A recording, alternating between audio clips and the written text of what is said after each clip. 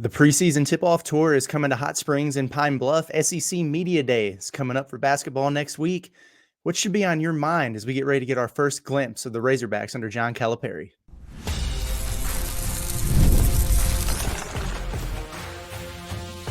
You are Locked On Razorbacks, your daily podcast on the Arkansas Razorbacks. Part of the Locked On Podcast Network, your team every day. What's going on, everybody? Welcome in to the Locked On Razorbacks podcast, the Pod at the Palace edition. Curtis Wilkerson here with you this afternoon. Hope everybody's doing well out there today. Going to talk a little bit of projections, preseason stuff, what's going on in our mind, because we're finally getting ready to see this Arkansas basketball team front and center. Like I said, the tip-off tour is coming to different parts of the state. Hot Springs, Pine Bluff, Saturday, Sunday. You can get out there and check out the Hogs, do some meet and greet. I think they're going to do a little red-white scrimmage action out there, so we'll get to see them get up and down a little bit. That'll be fun.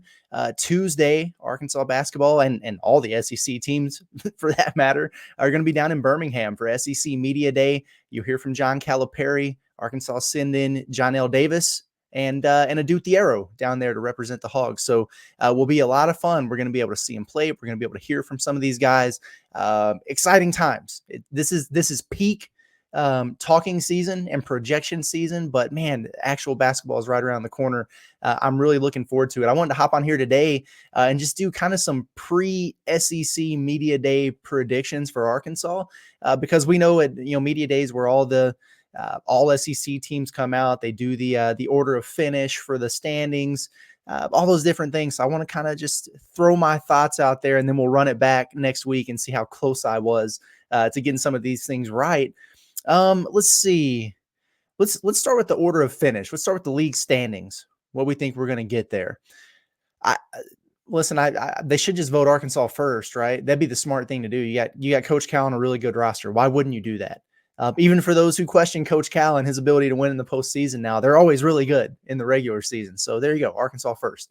No, in all honesty, I think if I had to project where they're going to have Arkansas in these preseason standings in the SEC, I think we're looking at about fourth, probably. Alabama is going to be your number one. I mean, it's Nate Oates. That's a team that went to the Final Four. They got Mark Sears back, Grant Nelson back, a lot of guys back, and they did some nasty work in the transfer portal. That's going to be the preseason number one. It seems like Auburn is a pretty popular number two there.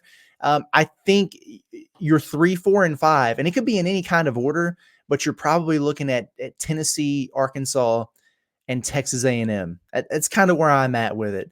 A case could really be made for all those teams. Texas A&M, I think they might be the least talented of the three, but they've got the most continuity. I mean, Buzz Williams has his entire team back for what feels like the 10th year in a row. I mean, all those guys, you're going to see them out there and be like, that dude's still here. This is crazy. And so that matters. It counts for something. And a lot of times you'll see these preseason votes like this will kind of favor those teams that have a lot more continuity. So it wouldn't surprise me to see them up there. Tennessee, obviously with Rick Barnes, they've got a lot of turnover for a change, but you know that they're always going to be a good team, well respected in the SEC. They'll be up there. And then Arkansas, it's interesting, right? Because on one hand, you'll see teams get dinged a little bit for massive roster turnover, but the talent's undeniable at Arkansas. The John Calipari factor is undeniable at Arkansas. And honestly, it probably depends on how you look at it. Because I feel the same way about the AP poll, which is also coming out next week. And for that, and that's the thing, like if you hear me say Arkansas might be preseason number 4 in the SEC in the predictions, you're probably thinking, well, this is crazy. They're going to be a top 15 team in the country. I agree. But that's how good the SEC is, because I think Arkansas probably in the AP poll when it comes out will be in that 13 to 15 range, maybe out of the gates. But the SEC's, I mean, it's pretty loaded, and all those teams that we've already talked about are going to be right up there in that mix too. So it's almost like SEC football, honestly, where you could be ranked in the top 25 somewhere, but then you're like the 8th or 9th best team in your league, and you're going, man, this thing's kind of crazy in here. It depends on how the voters portray this, though, because if you're just looking at it on paper, the talent, the roster, It makes a lot of sense. Some people who cast those votes, especially not necessarily in the SEC because you follow those teams closer, but the AP poll on the national scale, a lot of those folks are just going to know, oh yeah, John Calipari went to Arkansas, and don't they have all the chicken nugget money down there for NIL? Yeah, they're going to be good. We'll vote them high. Some people just do that in the preseason without doing a lot of their homework. Other people look a little bit deeper and they'll look at some statistics from previous years that say, yeah, they could be pretty good, but historically, these teams that have this much turnover, or these many newcomers, they don't do that well. And they might get dinged from that standpoint. But people who look at it real close will realize that Coach Cal ain't the only one coming over from Kentucky. And we've talked about that. More continuity than people give Arkansas credit for with the guys coming over from Kentucky. And that's coaching staff, it's players, it's DJ Wagner, Aduthiero, Big Z. There's going to be more familiarity there. I think they're going to be a little bit further along than people expect. So we'll see. But we'll go fourth, I think, in the SEC. And I'll meet in the middle in the AP poll and say 14th will be my prediction there. For the All-SEC teams, I'm going to go Nelly Davis, first team, All-SEC. And Jonas Adu, I'll go second team. And it's going to be interesting because, with Nelly, the way I see it, Arkansas is going to be one of the better teams in the league. And usually the best player on one of the best teams in the league will get first team recognition. He was also the number one transfer of the offseason at most of the outlets out there. So people are going to know who he is, a guy with Final Four experience, big time scorer. It makes a lot of sense. But then you also look at the league and you go, well, Mark Sears is back at Bama. Go on down the list there. Zakai Ziegler is back at Tennessee. Wade Taylor is back at Texas A&M. Like there's some proven guards who are returners. And so that might bump Nelly down to second team, but I'm going to be a little bit bold and predict him as a first teamer. For Jonas Adu, he was second team All-SEC last year. And he's returning center in this league. I'd love to see him first team. Janai Broom is going to be the first team center. But outside of that, I think, you could talk about Big Cliff over at Alabama and maybe a handful of other guys. But for the same reasons I said Nelly might get bumped down to second team, I think Jonas should be solidified in that spot because he's already been an all-league player in the SEC and he's returning, although he's at a different place. So they don't do newcomer or all freshman teams or defensive teams in the preseason. They do in the postseason. I kind of wish they would, though, because John L. Davis would definitely be on that. No doubt about it. For the freshmen, it would be interesting. I think Boogie Fland would probably get that nod. Anxious to see about Carter Knox. If they did a preseason all defense team, Aduthiero would 100% be on that. Jonas Adu with his rim protection would have a case for that. So it would be kind of fun to see for sure. But media day is fun. It's crazy when you get in there. It's really not that big of a space. It's different than football. They bring in all 16 coaches and 2 players from each team all in the same room, all on the same day. And so it's a marathon. I mean, it starts at 9:00 in the morning and they go until they finish. And it's just a madhouse out there. But I'm really looking forward to talking to some folks. Like, it'll be cool to get Coach Cal. It'll be cool to get Nelly and Aduthiero. But there's a lot of storylines with some of these guys that I'm looking forward to sharing. I mean, how cool is it going to be to ask Rick Barnes about Jonas Adu and see if he's salty about that? Or get off to the side with Zakai Ziegler and Jemai Mashak, 2 returners who were his teammates last year, and be like, so what do you guys think about this SEC opener with Arkansas coming to Knoxville? Your old boy coming to play it. That should be a lot of fun. I'll be anxious to hear about that. Mark Pope's going to be in there. I'm sure he'll be asked about Coach Cal. Kentucky sending Jackson Robinson, so we'll see what he has to say. That dude's going to be connected to Arkansas for his entire life. Elijah Martin's at Florida now. He was in the backcourt with Nelly Davis at FAU and those Final Four teams. Mark Mitchell's at Missouri. Arkansas stormed the court on him when he was at Duke last year. The Chris Beard factor. Did he get offered the job? Did he not? Was he going to take it? Was he not? So there's a lot to look forward to there, and I'm excited to share some of the news with you guys when we get down there. It's going to be a lot of fun.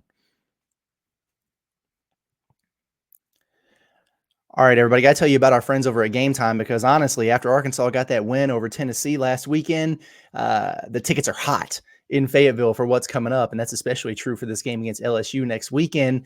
I tell you what, if you're looking for the best way to find tickets, the perfect seats, the best deals, you got to go to Gametime. No doubt about it. Gametime, listen, they got a lot going on over there. They got a new feature called Gametime Picks. Makes getting tickets for your favorite live events even easier. Gametime Picks, it filters out the fluff to show you only incredible deals on great seats, so you don't have to waste time searching through the thousands of tickets that are out there trying to find the right kind of deals there. They got all kinds of stuff, curated deals that make it easier to find the best price on great seats. They've got super deals. You can take a look at your seats before you buy them. That's good. You always want to see what kind of view you're getting yourself into. They got the panoramic views for that. It's really cool. Lowest price guarantees, or Gametime will credit you 110% of the difference. Gametime ticket coverage, your purchase is covered with the most flexible customer service policy in the ticketing industry. Listen, guys, just take the guesswork out of buying tickets. Get on Gametime. Download the Gametime app, create an account, and use code LOCKEDONCollege for $20 off your first purchase. Terms apply, but again, create an account, redeem the code LOCKEDONCollege. That's LOCKEDONCOLLEGE for $20 off. Download Gametime today. What time is it? It's game time. All right, welcome back to the Locked On Razorbacks podcast, Pod at the Palace edition. We talked about SEC Media Day, but before that, we're actually going to get to see these guys run up and down a little bit. And I've been looking forward to that. We haven't been able to go out to a practice yet, and I've had the itch, are these guys going to send out a practice clip so I can check it out? What's going on? Trying to get some information, but we're finally going to be able to see them. They're doing this tip-off tour. It's unique. The team is traveling to different parts of the state. They'll be in Hot Springs on Saturday, and they'll be in Pine Bluff on Sunday, and it's going to be a meet and greet with coaches of players. There's a charitable aspect to this. It's going to be involved in terms of some shoes giveaways, the Samaritan thing that they're doing. Really cool for a good cause. They're going to be signing autographs. They're going to do some drills and stuff, but they're also going to get up and down a little bit. I think this is kind of taking the place of the red-white game, and they're going to do some scrimmages in front of fans in different parts of the state. I think it's going to be a lot of cool, and I'm pumped about it because we'll actually be able to see these dudes play because, quite honestly, we haven't heard that much about them. We've had Coach Cal a couple times now for press conferences, but he's such a big picture guy, and everybody's been so interested in his journey, where he's come from, how he built the roster, the schedule, all these things, but we really haven't been able to get too far into the nitty gritty with him to learn that much about these guys. So the three biggest questions that I have ahead of this tip-off tour, the things that I'm really going to be watching, what's going to have my eye as I go down there. First of all, does the freshman trio look the part? Because, when you build a roster and you only go 9 deep, and it's not, hey, we can just plug and play outside of that. No, like there's a very clear line of delineation after your top 9. You can't afford to miss on your evaluations. You can't afford to have busts. You can't afford to have guys who aren't ready to contribute right away. These freshmen for Arkansas have to grow up in a hurry. I'm anxious to see. Boogie Fland, I've heard so many great things about him. He's popping up in clips left and right. Seems like he's going to be ready, but how does he hold up on the defensive end? Is he stronger than maybe I think he is, or than he was coming out of high school? Carter Knox, he's trimmed that frame. Has he reeled it in terms of shot selection? How does he hold up defensively? Billy Richmond, what about his offensive game? Because we know he's just such a talented wing defender out there. He's switchable, can do a lot of things, plays above the rim. What's that jumper look like? Has he made progress there? Because that's going to be a big factor in where he fits in the rotation. So really looking forward to seeing what those guys have going on. The Kentucky crew, have those guys taken the next step? Because that's really, really important in terms of what Arkansas' ceiling is this year. We know that DJ Wagner, Adu Thiero, and Big Z are all really good players, solid. But everybody kind of thinks that each one of them has another level, another gear that they can take their game to. And if they do, then all of a sudden Arkansas becomes way, way more dangerous. An already dangerous team becomes more dangerous, right? How is DJ Wagner shooting the ball? Has he made improvements there? Has he taken a step forward? How is that ankle looking, right? Is he fully healthy there? Because we've heard from Coach Cal now that he seems more explosive, more athletic, more comfortable out there. If he can really develop into one of those guys who takes that freshman to sophomore leap as a lead guard in the backcourt, it takes pressure off of Boogie Fland. It takes pressure off of Nelly Davis. And Arkansas is going to be deeper and better because of it. I'm going to be really anxious to see. Big Z, he's the one that I'm really looking forward to because we've heard a lot of really good things about him recently here in terms of the development, the strides he's taken, the way that he's playing out there behind closed doors. And this is a dude, we've documented it, but it was just weird for him at Kentucky. He was a late arrival. He was sick. He was trying to get cleared by the NCAA as an international freshman coming in. He didn't get to play until the middle of January. So he was joining the team at a weird time in the middle of SEC play. And he had his moments. He had his ups and downs. But we're talking about a 7'2", 240-pound dude who can shoot threes, pass the ball, who has now had a full offseason of strength and conditioning. He's in another year with the same coaching staff and the comfortability there. I think he's due to be a potential breakout player. I cannot wait to see him in action down there. And then the other thing for me is, I don't know, like we feel pretty good. I think we know what we're going to get out of Nelly Davis. He's going to be a stud. I'm looking forward to seeing him. Jonas Adu has proven it in the SEC, right? So I kind of know what you're going to get there. Trevin Brazil, like TB, he's TBD until game time, right? I think we really need to see how he performs under the lights. If he's ready to take that next step, I don't know that we'll be able to get that evaluation in these red-white things, which are just kind of glorified up and downs and highlights. He's great at that. We want to see him, playing against the Kansases of the world. How does he hold up against KJ Adams? That's what I want to see for Trevin Brazil. So we'll see about that. But I think I just want to know, like, how far along is this group early on? Because Cal, he really preaches patience. And he said that, like, our offense is going to kind of be clunky early on. We just want to play fast. We want to share the ball. But it'll be a while before you see the offense start to really click. Sounds like he feels like they might be a little bit ahead defensively, which isn't a surprise there, but I'm really anxious to see if they can turn that talent into a really good team defense. How sharp are they on their rotations? How's that communication early? Is the ball sticking? Is it moving? Are we having guys who are passing for a zig when they're getting a zag, right? What does that communication, that continuity look like? What have they been able to build over the course of the summer? Will kind of give you an idea of how far they have to go before things get real here. And then you'll just be able to see the talent on display out there on the floor, which I'm really looking forward to, because I don't know that people quite understand just how loaded this basketball team is. So it'll be interesting to see. And I know that's three things, but I'm going to give a fourth. Low key, I want to see Cash Chavis out there, just kind of the quiet freshman who came in. We're talking about a guy who was a top 150 recruit, so not one of the 5 stars, but a good player in his own right, who used to be committed to Washington. We've talked about how he kind of fits that Barry Dunning, Joseph Pinion profile in terms of where he was ranked. He looks good out there in some of his clips. I just wonder if he might be a little bit better than maybe we're giving him credit for. So I'm going to be really anxious to see him get out there and mix it up, because you got 9. That means you got to have a 10th guy out there on the floor. My guess is that Cash Chavis is going to be that guy coming out of the gates.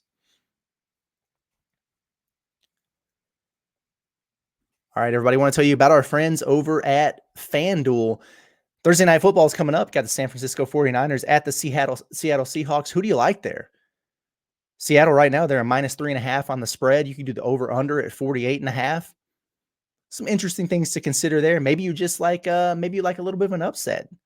Seattle, a home dog. That's a hard place to play. They're +148 on the money line. Could be worth checking out. But I tell you what, NFL fans, you can start the season with a big return of FanDuel. It's America's #1 sports book. So when you get a hunch in the middle of a game, you can check out the latest stats, view live play-by-play, and so much more on the same page where you place your bets.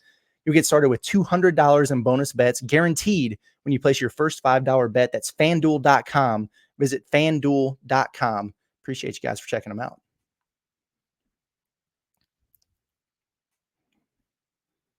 All right, back real quick here for the final segment of the Locked On Razorbacks podcast, Pod at the Palace edition. Want to talk a little bit of Cruton real quick, just a couple updates. Malik Thomas, 5-star, top 10 prospect, 2025 class. Yes, he did make it for his visit. Yes, he was there for Arkansas versus Tennessee. The football game was really interesting. Got some tidbits, some nuggets from that one. Sounds like obviously the visit went really, really well. Arkansas feels great about where they're at in this recruitment. Malik Thomas has a visit scheduled at Kansas State, I think the weekend of October 26th. We'll see if that one happens. We'll see if he makes it to that one or not. If that one gets canceled, I think you start to get really, really excited about maybe something happening pretty quick there with Malik. But good things from the visit. It was interesting because the football team, as I'm told, played so well, and you could kind of tell that maybe this was shaping up to be one of those special moments, a field storming and everything, that they shifted some things around, because they don't always stay for the entire football game, because you got so much you need to do in a short time on these visits. You got to check out all the different facilities. You got to get them around town, show them around. get them to a practice. You got to have all these. They have all these presentations for them. How we can get you to the league, where you'd fit in our system. Here's the NIL people. Like, you do a lot of things on a visit, so you don't always have 4 hours to dedicate to a football game. But they moved some stuff around because of the way it was looking, and looks like that paid off because he got to experience something pretty cool at the end of that game with Arkansas and Tennessee. Sounds like Ronnie Brewer's a big part in this recruitment, and that comes as absolutely no surprise because he's done a great job for Arkansas. Also, Sean Abayev, a top 30 4-star, borderline 5-star in that 2025 class. We're talking about a 6'7", 6'8", big-time wing, big-time scorer, lefty, southpaw, can stretch the floor from 3, but he's also, I think, one of the better one-on-one, like, give him the ball and let him create offense kind of players in his class. Really nice player. He was scheduled to take a visit to Arkansas. He has moved that up. He's a Florida kid. They got the hurricane coming over there. Hopefully everybody stays safe, but he has moved his visit up, and he's arriving on Arkansas. Actually, by the time people are listening to this, Wednesday evening, he'll probably already be here. His visit's moved up from Wednesday to Friday. Something to keep a very close eye on, because we know that Arkansas is still involved with other guys. Caleb Wilson, are they going to be able to get him in for a visit and really make a move there? You're thinking about Chris Sinak, the big man up at Link Academy. Coach Cal was in the house watching him practice yesterday, I guess it was. And so you got all these, blue chip top 10 guys, but Sean Abayev, when it comes to a ready-made college wing who can score it, he's about as good as you get in this class, and he's taking a visit to Arkansas right now.